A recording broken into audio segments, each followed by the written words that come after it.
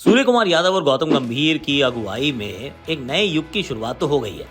अब Surya Kumar Yadav as a full time captain first time, ऐसा नहीं कि पहले कप्तानी नहीं की थी या जीते नहीं थे, लेकिन इस वाले मुकाबले में ये तो मानना पड़ेगा कि थोड़ी सी जान हलक में तो थी, क्योंकि 213 रन बनाने के बावजूद एक समय लग रहा था कि चेज कर जाएगी ये श्रीलंका की टीम। हालांकि सच बात ये भी है कि स्पोर्ट्स में कहते हैं crossing the finishing line is the most important and the most difficult thing to do. वो नहीं हो पाती है और यही हुआ एक्चुअली श्रीलंका के साथ। जब टॉस जीता, गेंदबाजी का फैसला किया, तो मैं तो वैसे भी और थोड़ा सा हैरान था, क्योंकि कल ही तो हमने बात की थी कि यहाँ पे जो आंकड़े हैं वो पहले बैटिंग करने वाली टीम के पक्ष में है, बाद में रन चेज हुए नहीं है ज़्यादा। पर शायद वो ड्यू का लफड़ा था या वो जहन में बात थी, हो सकता है उसकी वजह से बल्लेबाजी ना करके गेंदबाजी करने का फैसला किया। और शुरुआत जो की है वो यशस्वी और शुभमन गिल ने, एक नई ओपनिंग जोड़ी है और ऐसा लगा कि थोड़ी सी वन अप मैनशिप करने का प्रयास था। दोनों ने जबरदस्त तरीके से पिटाई की।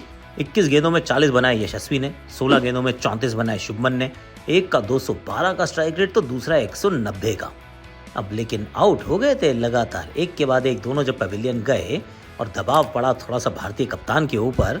सूर्य कुमार यादव उसके बाद खूब पिटाई करते हैं, 26 गेंदों में 58 बना देते हैं, 223 के स्ट्राइक रेट के साथ टीम को और आगे ले जाते थे। लेकिन ऋषभ पंत वो थोड़े स्ट्रगल करते हुए नजर आए। एक्चुअली शुरुआत में तो रन बॉल ही चल रहे थे, ऐसा लगा कि वो जो ताबड़तोड़ पंत हैं वो ताबड़तोड़ खेल नहीं पाएंगे।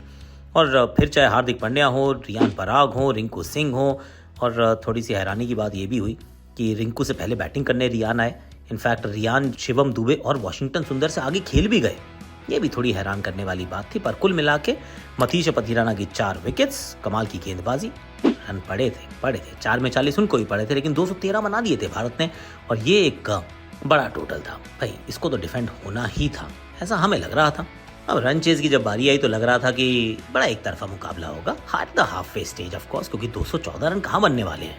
लेकिन कुशल मेंडिस, प्रथुम निशंका, दोनों के जहन में कुछ और बात थी। एक ने बनाया 48 गेंदों में 79 रन और दूसरे ने बनाया 27 में 45। कुशल परेरा भी 14 में 20 बनाते हैं। एक समय ऐसा लगता है कि रन चेज हो जाएंगे, पर अक्षर पटेल काम करते हैं अपना। अर्शदीप सिंह वो तोड़ते हैं साझेदारी को, और रवि बिश्नोई की एक विकेट ऑफकोर्स उनके खाते में आती है। अर्शदीप सिंह का एक्चुअली योगदान बड़ा रहा, उन्होंने पहले तो पार्टनरशिप तोड़ी और अंत में आके भी अच्छी गेंदबाजी की।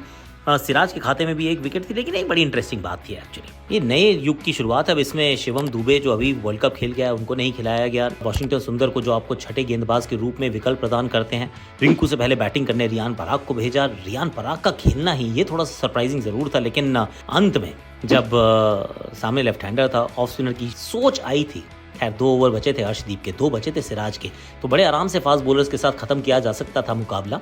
क्लोज इनकाउंटर हो चुका था, पर एक गट कॉल ली यहाँ पर सूर्य कुमार यादव ने, गेंदबाजी कराई रियान पराग को और क्या बात है, रियान की आग, वाह रे वाह। ये पहले जो असम का चिराग था, अपने पहले ही यहाँ मुकाबले में सूर्य कुमार यादव की कप्तानी में ऑफकोर्स खेल तो गए थे जिम्बाब्वे में, पर यहाँ पर 3 विकेट चटकाते हैं, मात्र 8 गेंदे डालते हैं।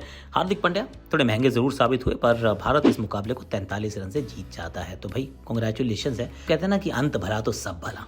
अब उसमें ऋषभ पंत के बल्ले से बॉल लगे या ना लगे, या फिर कहीं कैच छूट जाए, या फिर फास्ट बॉलर्स की पिटाई हो जाए, या फिर आपको लगे कि 5 ही गेंदबाज खिलाए हैं, ये सब चीज़ें फिर बात की बात रह जाती हैं। वेल, जीत गए हैं, ये अच्छी बात है। 1-0 से श्रृंखला में भारत ऑलरेडी आगे हो चुका है।